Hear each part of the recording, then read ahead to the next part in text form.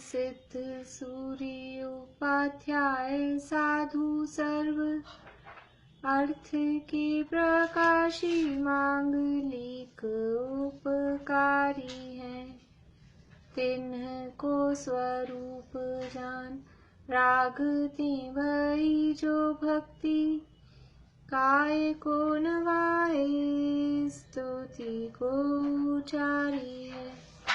धन्य धन्य तिन्ह ते काज सब आज भये कर जोरी बार बार वंदना हमारी है। मंगल कल्याण सुख ऐसो हम चाहत हैं। हो मेरी ऐसी दशा जैसी तुम धारी है।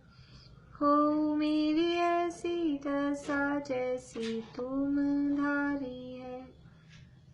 मंगलमय मंगल करण वीत राग विज्ञान नमो ताहि जाते भई अरहंतादि महान। करि मंगल करि हो महा ग्रंथ करण को काज। जाते मिले समाज सब पावे निज पद राज। मिथ्या देवादिक भजे हो है मिथ्या भाव। तज तिनको साचे भजो यह हित हेतु पाव। यह हित हेतु पाव। प्रश्न देखना है।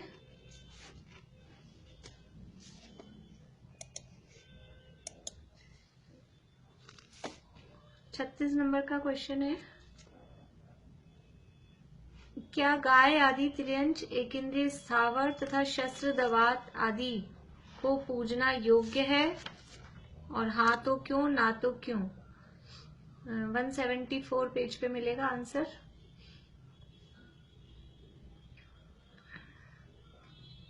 हाँ निशांति।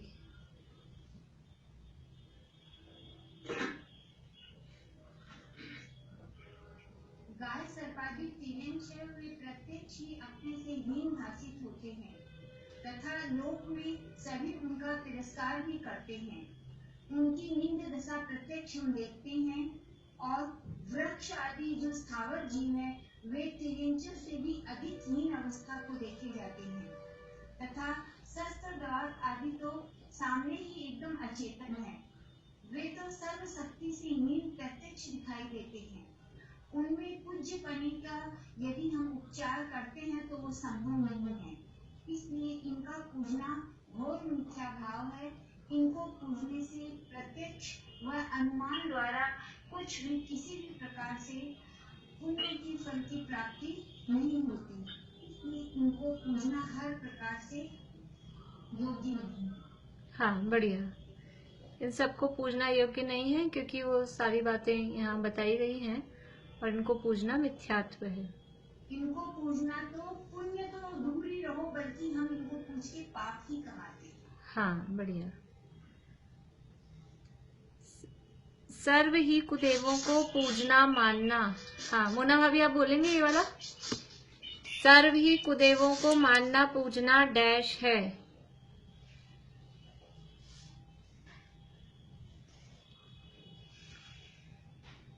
मोना भाभी। हाँ क्वेश्चन जरा बोलेगा वापस।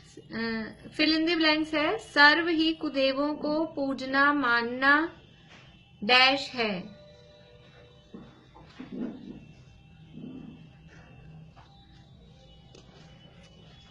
चलिए मनोरमा आंटी आप। मिथ्यात्व है क्या? हाँ नहीं ऐसे मिथ्यात्व भी जुड़ जाएगा, लेकिन यहाँ पर जो लाइन है वो निषिद्ध है। सर्व ही कुदेवों को पूजना मानना निषिद्ध है, यानी मना है।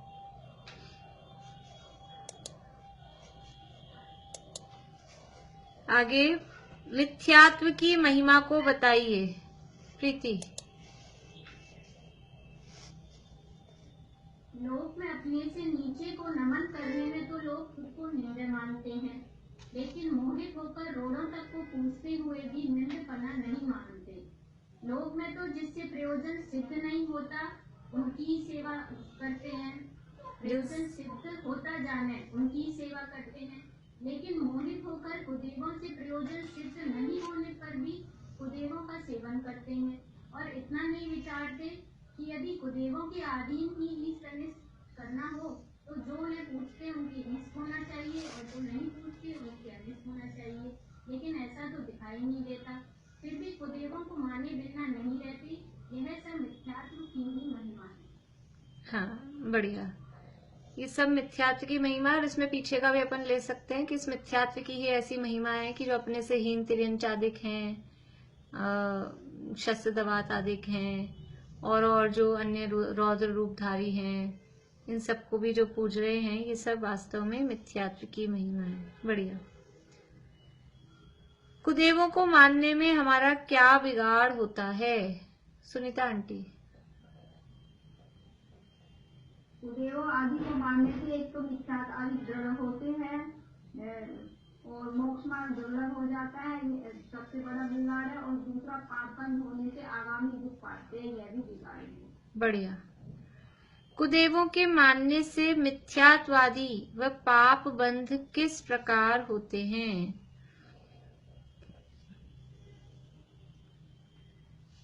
कौन बोल रहे हैं? आभा आंटी, आप बताएंगे?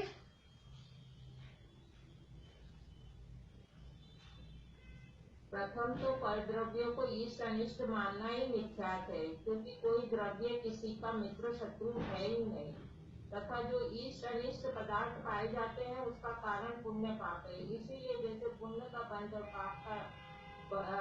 पाप बंध न हो वह ही करना। यदि कर्म उदय का भी निश्चय न हो तो इसे इष्ट अनिष्ट बाह्य कारणों का संयोग योग उपाय करना। परंतु कुदेवों को मानना इष्ट अनिष्ट बुद्धि तो दूर होती है। कुदेवों को मानने से इष्ट अनिष्ट बुद्धि दूर होती है? दूर नहीं होती। हाँ, बढ़ती है, इसलिए पुण्य बंध भी नहीं होता, पाप बंध होता है। हाँ, प्रीति बताओगे आप इसी का?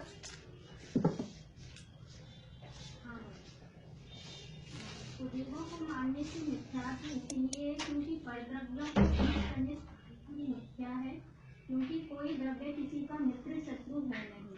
यह तो सब अपने पुण्य और पापबंध के कारणों से होता है।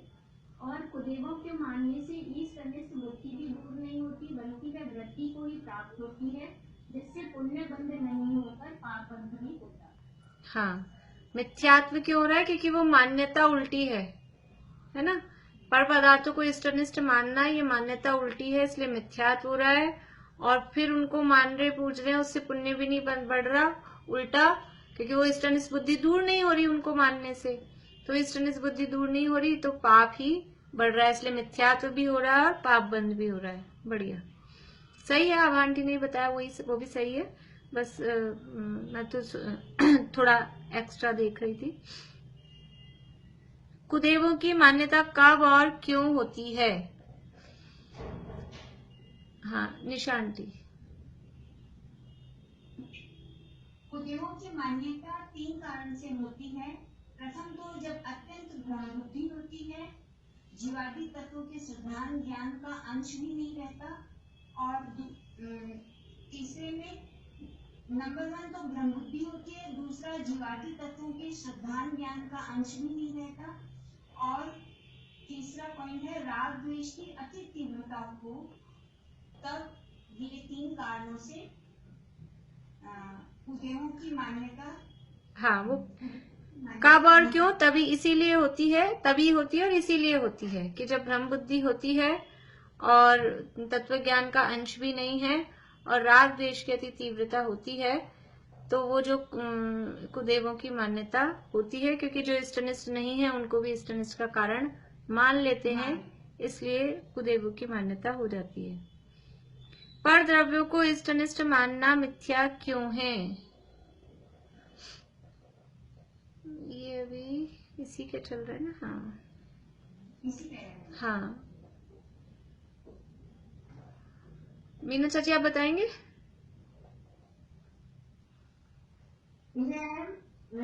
परद्रव्यों को इष्टनिष्ट मानना मिथ्या क्यों है? कि परद्रव्यों को अनिष्ट मानना मिथ्या है क्योंकि कोई भी द्रव्य किसी का शत्रु मित्र तो है होता नहीं है, और जो इष्ट अनिष्ट पदार्थ पाए जाते, वैसे इसमें आ ही गया ना, ये इतना ही हाँ, आ गया, पर खुलासा कर सकते हैं। आ तो गया कि कोई भी द्रव्य किसी का मित्र शत्रु है नहीं, लेकिन जो इष्टनिष्ट हमको लगता है वो पुण्य पाप उदय के कारण ही लगता है, बस इतना। चलिए बढ़िया, यहाँ तक करते हैं, फिर आगे वाला वो नेक्स्ट टॉपिक हो जाएगा तो अपन कल कर लेंगे। 8-9 क्वेश्चन हो गए हैं, आगे फिर कल ले लेंगे। अभी मैंने कितने दिया आपको क्वेश्चन? 47 तक आए हुए हैं। 40 45 तक ही है। ऐसे कैसे होगा? वो तो सबके एक से आएंगे। अब एक मिनट, मैं फिर से डाल दूंगी। हाँ सुनीता आंटी बोलिए। 47 है। आप उसको, वो नीचे दब रहे होंगे आपके, कुछ कभी वो लिखे हुए होता है ना अपना, उसमें लिखे। हाँ तो आज और डाल दूंगी फिर मैं। चलिए आगे बढ़ते हैं अपन। यहाँ कुगुरु का निरूपण और उसके श्रद्धान आदि का निषेध, ये टॉपिक चल रहा था, और इस टॉपिक को 3 बिंदुओं के माध्यम से पंडित जी साहब बता रहे हैं। एक तो कुल अपेक्षा गुरु मानना, फिर दूसरा पट्ट की अपेक्षा से गुरुपना मानना, और तीसरा आज हम देख रहे हैं भेष धारण करने से गुरुपना मानना। कि कुछ के तो परंपरा में कोई पिछले पूर्वज गुरु हुए थे, इसलिए वो अपने आप को गुरु मान रहे हैं, मनवा रहे हैं। कुछ वो पारिवारिक पूर्वजों में तो नहीं हुए, लेकिन वो उस गद्दी पर जो पहले जहाँ गुरु थे, गुरु के पोस्ट पर वो गुरु बन के आके बैठ गए हैं, लेकिन बाहरी आचरण का कोई ठिकाना नहीं है, तो वो ऐसे पट्ट द्वारा गुरुपना मान रहे हैं। अब तीसरा है भेष धारण करने से गुरुपना मानते हैं। पेज नंबर है 177, 177 नंबर पेज, मोक्षमार्ग प्रकाशक, 6वां अधिकार, बीच वाला पैराग्राफ है। तथा कितने ही किसी प्रकार का भेष धारण करने से गुरुपना मानते हैं, परंतु भेष धारण करने से कौन सा धर्म हुआ कि जिससे धर्मात्मा गुरु माने। जो लोग वीडियो ऑफ करके सुन रहे हैं उन लोगों के पास बुक्स है सबके पास में?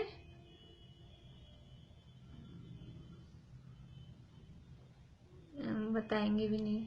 चलिए तो है ऐसा क्वेश्चन है। आप मेरा वीडियो चालू क्यों नहीं हो रहा है?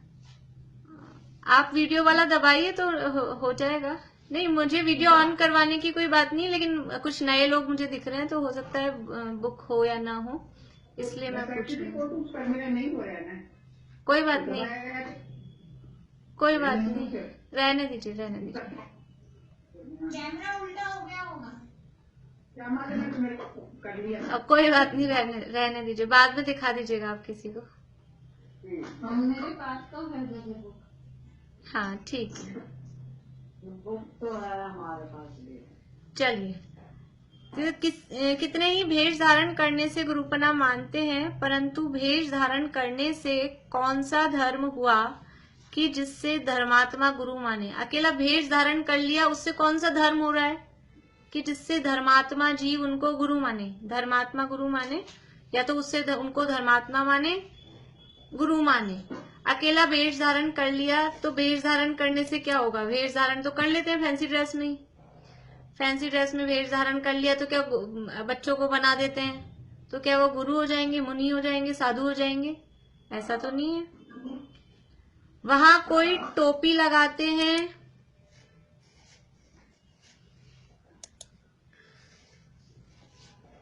वहां कोई टोपी लगाते हैं, कोई गुदड़ी रखते हैं, कोई चोला पहनते हैं, कोई चादर ओढ़ते हैं, कोई लाल वस्त्र रखते हैं, कोई श्वेत वस्त्र रखते हैं, कोई भगवा रखते हैं, कोई टाट पहनते हैं, कोई मृगछाला रखते हैं, कोई राख लगाते हैं।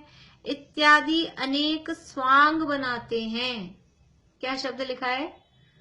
स्वांग बनाते हैं। कितने तरह के, मतलब वेश भी एक नहीं है ना, कितने टाइप के वेश हैं, क्योंकि पहनना तो है, कपड़े तो पहनना है, लेकिन जो नॉर्मल साधारण जो पहन रहे थे 2 कपड़े, वो तो पहने नहीं, वो तो छोड़ दिया, उसका तो त्याग किया, और उसको छोड़ के अब क्या क्या कर रहे हैं, कोई तो गुदड़ी रखते हैं।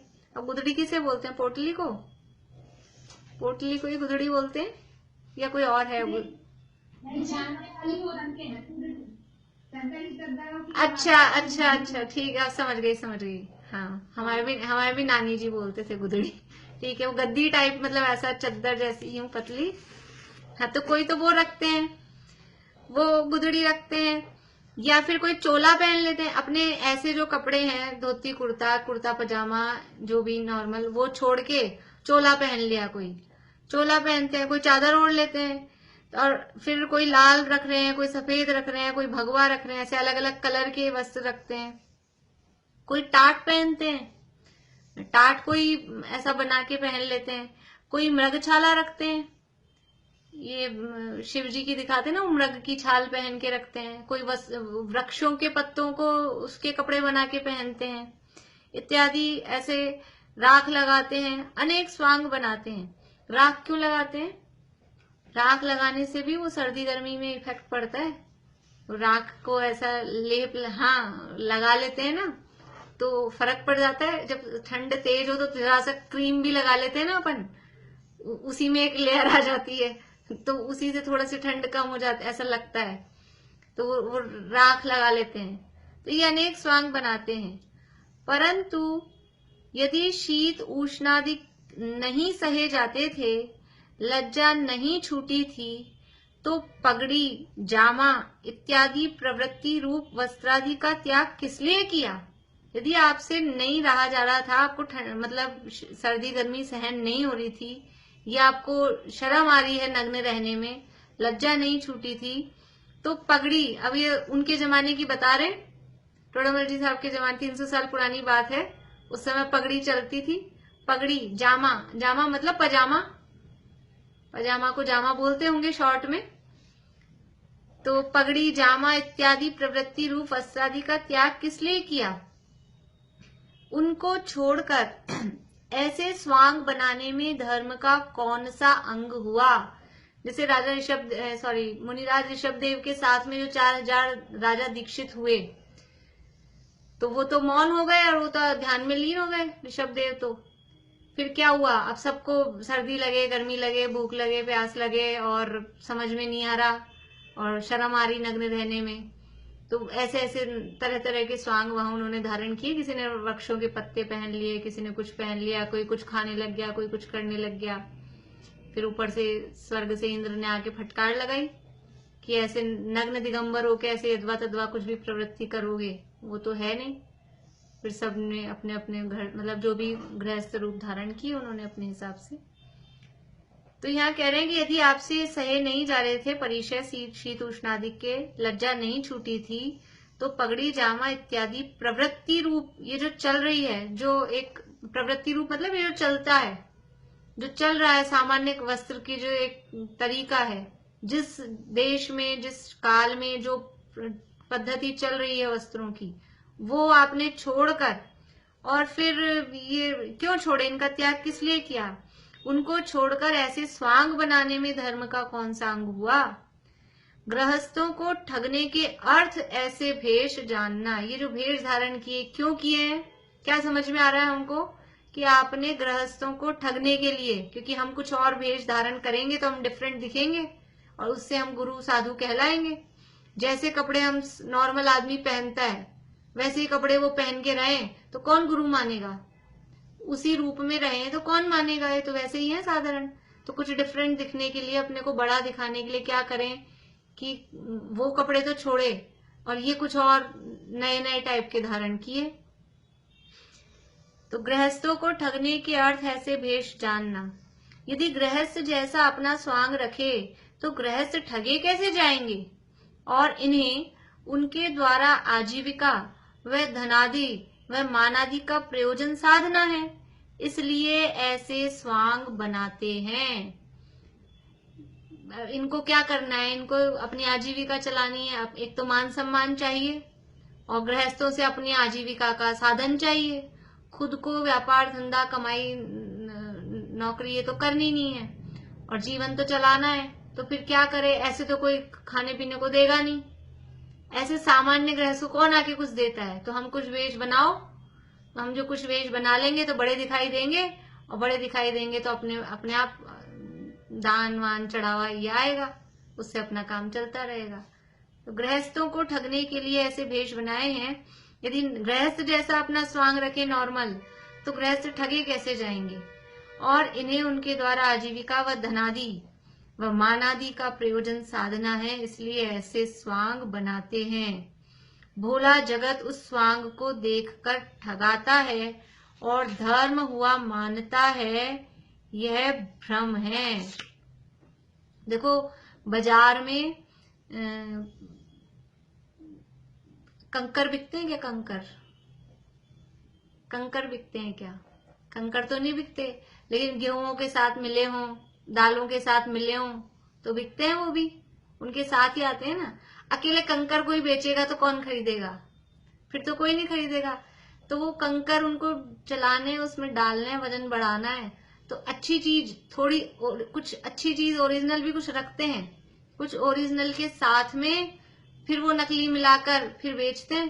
पूरा का पूरा टोटली नकली चीज हो, मान लो कोई भी चीजें चलती हो, घी तेल इनमें नकली आता है, तो पूरा टोटली नकली हो तो वो तो कैसे चले?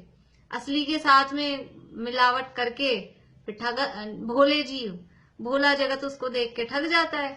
तो वैसा का वैसा पूरा का पूरा ही टोटल नकली रहे, गृहस्थों के जैसे ही रहे, और फिर कहे हम साधु हैं, तो कौन उनकी बातों में आएगा? फिर तो कोई नहीं ठगाएगा।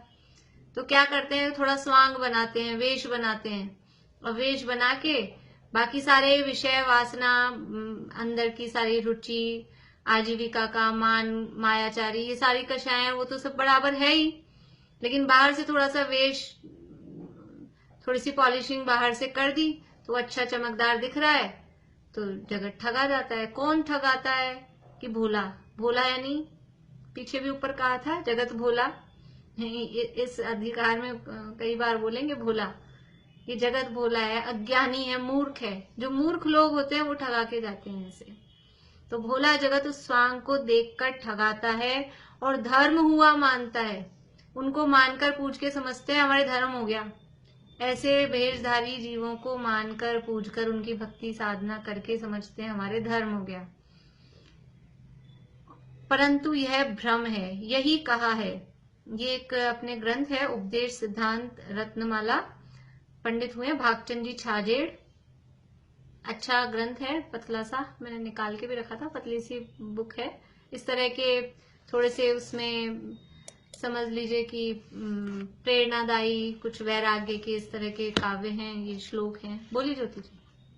दीदी आपका वीडियो मुझे आधा नजर आ रहा है, सबको ही आधा दिख रहा है। आधा मीन्स मतलब आधा फेस दिख रहा है, पूरा दिख रहा है? नहीं, पूरा दिख रहा है, मुझे तो पूरा दिख रहा है। तो अभी आपका वो उनका चालू नहीं हो रहा था, मेरा आधा दिख रहा है। आज कुछ चक्कर है क्या? अभी ठीक है क्या? अब ठीक है? हम, मुझे तो सही दिख रहा है। ठीक है, अब ठीक हो गया। मुझे पहले मैंने वर्टिकल रखा था, तो सुबह से हो रहा है मेरे साथ में ऐसा, इसलिए। चलो कोई बात नहीं। ठीक है। देखिए, नाम ही है इसका उपदेश सिद्धांत रत्नमाला, यानी उपदेशी कुछ इसमें श्लोक हैं, सिद्धांतों का इसमें उपदेश दिया गया। जैसे आत्मानुशासन है ना अपना, उस टाइप का कुछ, मतलब वैराग्य की भी बातें, उपदेश की बातें, इस तरह के हैं इसमें। जह कुविवेशारतो मुसिज्जमाणो विमन्नये हरिसम तह मिच्छ वेश मुसिया गयम पिणमुणंति धम्मणिहिम। जह कुवि वेशारतो, जह जिस प्रकार से कुवि कोई भी, वेश्यारक्त, वेशारतो वेश्या में आसक्त, मुसिज्जमाणो, मुसिज्जमाण कहते हैं ठगाने वाले को। तो कोई वेश्यारक्त, वेश्या में जो आसक्त जीव है, वेश्या के पास जो जाता है, ऐसा जीव वो हरिसम खुशी खुशी विमन्नये अपने जो धन है उसको ठगाते हुए भी हरिसम विमन्नये खुशी हर्ष मानता है। वेश्या के पास जाने वाला व्यक्ति अपने धन को ठगाता हुआ भी और खुशी मानता है, हर्ष मानता है। तह मिच्छ वेश मुसिया, उसी प्रकार मिच्छ वेश झूठे वेश से जो ठगाए जाते हैं, गयम्पी ठगाए जाने पर भी, न मुनंती और वो ये नहीं मान रहे हैं क्या कि धम्म नहीं उनकी धर्म निधि लुट रही है। यानी जैसे वेश्या में आसक्त जीव को अपना धन लुटता हुआ नहीं नजर आता है, वो तो खुश हो रहा है, ऐसे ही ये मिथ्या वेश के चक्कर में हमारी धर्म निधि लुट रही है, ऐसा भोले जीवों को पता ही नहीं चलता है। वो खुश हो रहे हैं कि हमारे धर्म हो रहा है और हमारी धर्म निधि लुट रही है, ये पता ही नहीं चल रहा। कहाँ तुलना करी है मिथ्या वेश वालों को, किसके समान कहा है। देखें कि वो वेश वो इसी तरह से तो यानी अंदर कुछ है, कपट से ही तो दिखा दिया अंदर। वहां तो छेड़ागा में दिया है ना, इसीलिए उसका उदाहरण वेश्या के प्रेम के समान, कि वेश्या का कोई असली प्रेम नहीं होता है, वो तो मायाचारी है, ठग रही है, मतलब दिखाने का प्रेम है। सम्यक दृष्टि के लिए दिया है कि वेश्या का प्रेम जिस प्रकार होता है। तो यहाँ कह रहे हैं जैसे कोई वेश्यासक्त पुरुष, अर्थ देखिए, धनादि को ठगाते हुए भी हर्ष मानते हैं, उसी प्रकार मिथ्या भेष द्वारा ठगाए गए जीव नष्ट होते हुए धर्म धन को नहीं जानते हैं। यानी उनका धर्म धन नष्ट हो रहा है। भव विकट वन में कर्म बैरी ज्ञान धन मेरो हर्यो। धन क्या है हमारा? ये ज्ञान धन है। वहां तो कर्म बैरी ने ज्ञान धन हरा, लेकिन यहाँ क्या कह रहे हैं? यहाँ तो मिथ्या भेषधारी ये हमारा श्रद्धान धन हर रहे हैं, हमारा श्रद्धान को हर रहे हैं, हमारे मतलब श्रद्धा लुट रही है। ये ख्याल ही नहीं आता है कि हम किसी को भी इस तरह से कहीं भी गुरुपना मान लें, किसी को भी जैसे बोलते ना, जैसे सड़ा नारियल लेके अपना मस्तक कहीं भी फोड़ दें, वैसे ही ये श्रद्धा के लुटेरे हैं। देखो बाहर में जो दुनिया में लुटेरे आते हैं वो तो आते हैं बाहर का धन लेके जाएंगे, बाहर का धन चला जाए उससे कुछ फर्क नहीं पड़ता है। ये तो धन तो पुण्य पाप के उदय से आने जाने वाली वस्तुएं हैं, और जान से मार दे तो भी ये एक भाव गया, कोई बात नहीं। लेकिन ये श्रद्धा अगर चली गई तो जो ऊपर कहा था ना वहां अभी पीछे अपन ने जो अभी देखा कि मोक्ष मार्ग दुर्लभ हो जाता है। ये श्रद्धा यदि एक बार बिगड़ गई तो हमें समझ में नहीं आता है कि कहाँ जाके हम फंस जाएंगे, कहाँ डूब जाएंगे। इसलिए ये कह रहे हैं यहाँ कि मिथ्या भेष द्वारा ठगे गए जीव नष्ट होते हुए धर्म धन को नहीं जानते हैं। हमारा जो धर्म रूपी धन, धर्म धन मतलब हमारा श्रद्धान और ज्ञान, ये कुदेवों में मिथ्यात्व में पढ़कर और हमारा ये सारी श्रद्धा भ्रष्ट, एक बार उधर चक्कर में पड़ गए तो असली बात का पता ही नहीं चलेगा, असली बात क्या है, क्योंकि वो असली बात पता ही नहीं लगने देंगे। वो तो उनकी कहा ना, उनकी आजीविका कैसे चलेगी? तो वो तो हमें माने जाओ, हमें पूजे जाओ, बस इतना ही है। इसलिए नष्ट होते हुए धर्म धन को नहीं जानते हैं। भावार्थ, इन मिथ्या वेश वाले जीवों की शुश्रूषा आदि से अपना धर्म धन नष्ट होता है, उसका विषाद नहीं है। हमारा धर्म धन नष्ट हो रहा है, हमारी श्रद्धा लुट रही है, हमारा मिथ्यात्व दृढ़ होता जा रहा है, हमारा मोक्ष दूर होता जा रहा है और संसार बढ़ता जा रहा है। इसका विषाद नहीं, इसका खेद नहीं, इसका दुख नहीं है जरा सा भी। मिथ्या बुद्धि से हर्ष करते हैं कि वो वेश्या में के चक्कर में पड़कर जो अपना धन है, इतनी मेहनत से कमाया हुआ धन, और वो बेकार जा रहा है, वो सोचता ही नहीं है, खुश हो रहा है व्यक्ति, हर्ष करते हैं। वहां कोई तो मिथ्या शास्त्रों में जो वेश निरूपित किए हैं उनको धारण करते हैं, परंतु उन शास्त्रों के कर्ता पापियों ने सुगम क्रिया करने से उच्च पद प्ररूपित करने में हमारी मान्यता होगी, वह अन्य बहुत जीव इस मार्ग में लग जाएंगे, इस अभिप्राय से मिथ्या उपदेश दिया है। क्या कह रहे हैं कि वहां जो मिथ्या शास्त्रों में जो वेश निरूपित किए हैं उनको धारण करते हैं कोई, तो जो झूठे शास्त्र हैं, शास्त्र भी ऐसे खोटे, और उसमें जो रूप कहे हैं उनको धारण करते हैं, परंतु वो क्यों कर रहे हैं? ये वेश, खोटे शास्त्रों में कहे गए खोटे वेश, उनको क्यों धारण कर रहे हैं? उसके पीछे कारण क्या है? कि उन शास्त्रों के कर्ता पापियों ने सुगम क्रिया करने से उच्च पद प्ररूपित करने में हमारी मान्यता होगी। हम ऐसा कह देंगे कि इतना कठोर तप करने की जरूरत नहीं है, नग्न दिगंबर होकर और ऐसे सर्दी गर्मी भूख प्यास ये सहने की कोई जरूरत नहीं है। आप कपड़े वपड़े पहन के भी और साधु बन सकते हो, और आप भोजन भी दोनों टाइम कर सकते हो, बार बार में भी कर सकते हो, और जो चाहो जो खा सकते हो। तो ऐसा करने से सुगम क्रिया बता दी तो हमको साधुपना भी मिल रहा है और क्रिया भी कठिन नहीं है, तो क्यों नहीं करेंगे? देखो, ये जो बौद्ध धर्म की बात आती है ना जब, तो वहां ऐसा आता है कि गौतम बुद्ध ने जो अन्य मतों का जो चलता था उसमें तो उनको पाखंड दिखा, और जो जैन श्रमण होते थे, जैन मुनि होते थे, वो बहुत ही कठोर मार्ग उनको दिखा, जैन चर्या जो थी वो बहुत कठोर। तो गौतम बुद्ध ने मध्यम मार्ग निकाला, बीच का रास्ता, कि इतना कठोर भी नहीं और उनकी जैसा बिल्कुल ही भ्रष्ट, मतलब जैसे पाखंड सा दिखता है वो भी नहीं। तो अब मध्यम मार्ग निकाला। वही कह रहे हैं कि हमने सुगम क्रिया बता दी, थोड़ा सा सुगम क्रिया बता दी, तो अब वो लोग क्या होंगे कि वो हमारी मान्यता हो जाएगी, और बहुत जीव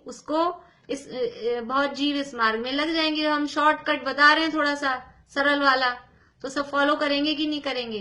तो हम पुज जाएंगे इस बहाने। तो कठोर आचरण को छोड़कर आपको नाम वही का वही मिलेगा और काम आपका हो जाएगा। काम इतना कठिन भी नहीं करना पड़ेगा। जैसे डुप्लीकेट जो चल जाते हैं ना मार्केट में, कि वैसी की वैसी चीज है, कोई चीज आ रही थी 70,000 की और आपको 17,000 में ही मिल रही है, वैसा का वैसा है, सब वही है। बस ये तो क्या है, ये तो कंपनियों के बड़े बड़े नाम होते हैं, कंपनियों के नाम के पैसे हैं, ये हमने यही लोकल बनाया है, चीज वही है सेम, ऐसा करके अब वो आपको टिका रहे हैं। तो वो चलेगा कि नहीं, बिकेगा? भोले जीव उसमें ठगा जाते हैं। कह रहे उन शास्त्रों के कर्ता पापियों ने सुगम क्रिया करने से उच्च पद प्ररूपित करने में हमारी मान्यता होगी। हम सरल क्रिया करके ऊंचा पद आपको मिल जाएगा, ऐसा प्ररूपित करने में, ऐसा हम बताएंगे तो उसमें हमारी मान्यता होगी, सब लोग हमको मानेंगे और बहुत अन्य जीव इस मार्ग में लग जाएंगे। हमारे को मान के पूछ के अपन सरल रास्ता बता देंगे तो सब अपने मानने लग जाएंगे, फॉलो करने लग जाएंगे। इस अभिप्राय से मिथ्या उपदेश दिया है। उन शास्त्रों में मिथ्या उपदेश क्यों दिया है? कि अपने को मनवाने के लिए, पुजवाने के लिए, अपनी संख्या बढ़ाने के लिए सरल रास्ता बता दिया है। उसकी परंपरा से विचार रहित जीव इतना भी विचार नहीं करते कि सुगम क्रिया से उच्च पद होना बतलाते हैं, सो यहाँ कुछ दगा है, भ्रम से उनके कहे हुए मार्ग में प्रवर्तते हैं। इतना भी नहीं विचारते भोले जीव कि ये सरल क्रिया में उच्च पद बता रहे हैं, तो फिर जिन्होंने ऐसा कठोर आचरण बताया, उससे उच्च पद होना बताया, वो मूर्ख थे क्या? वो सारे मूर्ख थे क्या कि वो उन्होंने इतना कठोर तप किया? तो वास्तव में ये जो बता रहे हैं, जैसे जो बुद्धिशील होते हैं मार्केट में भी जाएं और 70,000 की चीज आपको 17,000 में दे रहे हैं, तो आदमी सोचता तो है कुछ ना कुछ तो चक्कर है, ऐसा तो नहीं हो सकता, या तो ये चोरी का माल है या फिर कुछ ना कुछ फ्रॉड ही है, एकदम ऐसा तो नहीं हो सकता है कि इतना डिफरेंस हो। 70,000 की चीज 65 में मिल जाए, इतना तो चल जाए, लेकिन इतना डिफरेंस तो कैसे हो सकता है? तो इसीलिए कह रहे हैं कि वो, लेकिन जो जीव हैं, भोले जीव, वो इतना भी विचार नहीं करते कि सुगम क्रिया से यानी सरल क्रिया से उच्च पद होना बतलाते हैं। सो यहाँ कुछ दगा है, कुछ ना कुछ फ्रॉड है, कुछ ना कुछ गड़बड़ है। भ्रम से उनके कहे हुए मार्ग में प्रवर्तते हैं। तथा कोई शास्त्रों में तो कठिन मार्ग निरूपित किया है, वह तो सधेगा नहीं, और अपना ऊंचा नाम धराए बिना लोग मानेंगे नहीं।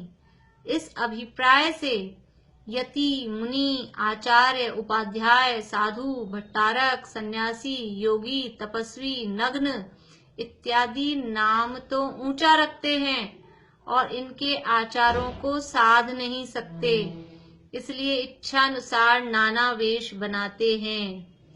भाई उन्होंने तो सरल मार्ग बता दिया, एक्चुअल में तो मार्ग है कठिन, मतलब जो भी मार्ग है वो है, उन्होंने उस मार्ग से सरल मार्ग बताया, सुगम मार्ग बताया।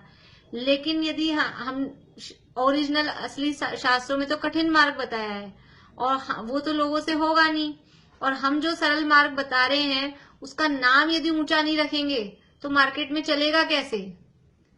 नाम हम बदलेंगे और नाम भी उसको घटिया ही देंगे तो मार्केट में चलेगा ही नहीं। तो कह रहे हैं अपना ऊंचा नाम धराए बिना लोग मानेंगे नहीं। इस अभिप्राय से नाम क्या रखते हैं?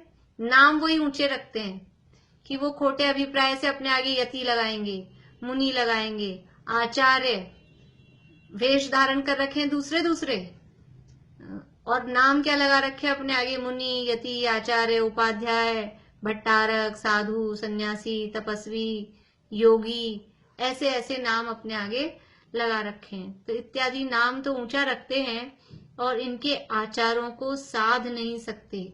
वास्तव में यति का, आचार्य का, उपाध्याय का वास्तव में क्या स्वरूप है, उनके आचरण की क्या गरिमा है, किस तरह का उनका आचरण होता है, उसको पाल नहीं पाते हैं और नाम लगाते हैं अपने आगे आचार्य, यति।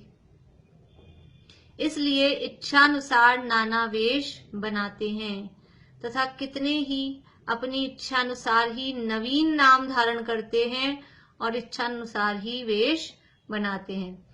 कोई तो वही नाम रखते हैं जो असली मुनिराज यानी मुनि जैसे, साधु जैसे, और कोई दूसरे कुछ और नाम रख लेते हैं, लेकिन वो इच्छानुसार ही इस तरह का नाम रखते हैं, इच्छानुसार ही वेश धारण करते हैं। इस प्रकार अनेक वेश धारण करने से गुरुपना मानते हैं, सो यह मिथ्या है। ये अलग अलग प्रकार के वेश धारण करने से गुरुपना नहीं होता है। ऐसे वेश धारण करके गुरु मानना वो मिथ्या है, झूठा है, गलत है। अब यहाँ दूसरा टॉपिक चालू हो रहा है फिर आगे कल बढ़ाते हैं अपन, क्योंकि ये फिर कंटिन्यू चलेगा, फिर ज्यादा टाइम हो जाएगा। यहाँ प्रश्न करेंगे कि वेश तो बहुत प्रकार के दिखते हैं और नाम भी वो वही रख रहे हैं, तो हम सच्चे झूठे की पहचान कैसे करें? मतलब अब ये असली बात है, अपने मतलब पहचान कैसे करें हम कि कौन से सच्चे हैं कौन से झूठे हैं? वो तो नाम भी सेम है, मार्केट में उसी नाम की वही चीजें चल रही है, तो कैसे पता लगाएं कि कौन सी असली है कौन सी नकली है? तो यहाँ यही कह रहे हैं कि वेश तो बहुत प्रकार के दिखते हैं, उनमें सच्चे झूठे वेश की पहचान किस प्रकार होगी? शास्त्र के प्रमाण से बात कहेंगे, अकेले खुद इतना सा जवाब देके नहीं छोड़ रहेंगे, शास्त्र के प्रमाण देंगे और बहुत सारे प्रमाण अभी आगे बहुत सारे प्रमाण ही प्रमाण देंगे गुरुओं के संबंध में। वास्तव में सच्चे गुरु कैसे होते हैं और झूठे गुरु जो दिखाई दे रहे हैं वो कैसे हैं, बहुत सारे शास्त्रों के प्रमाण देंगे। तो ये हम खाली वेश देख के न लुभा जाएं, बाहर की पैकिंग देख के, और वेश का भी निर्णय करें कि असली गुरु का वेश कौन सा होता है, और वेश के साथ साथ में फिर उनके अंदर की भूमिका, बाहर में वो आचरण किस तरह का होता है भूमिका अनुसार, उसका निर्णय करना, उसके अनुसार गुरु का निर्णय करना, ये बहुत इम्पोर्टेंट है। देव शास्त्र गुरु तीनों ही इम्पोर्टेंट है, पर गुरु तो बिल्कुल हमारे साक्षात संपर्क में प्रत्यक्ष आते हैं, इसलिए गुरु का निर्णय करना भी बहुत आवश्यक है। वो हमारे वही जीवन मरण का प्रश्न है, इसलिए बहुत सावधानी पूर्वक हमें इसका निर्णय करना चाहिए। यहीं तक पूरा करते हैं अभी।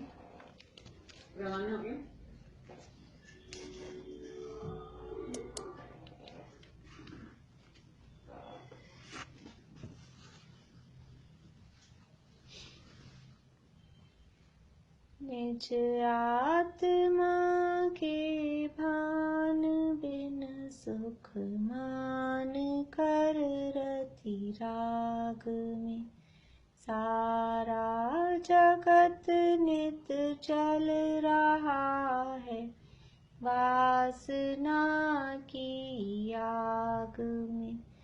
तुम वेद विरहित वेद विद जिन वासना से दूर हो। वसुपूज्य सुत बस आप ही आनंद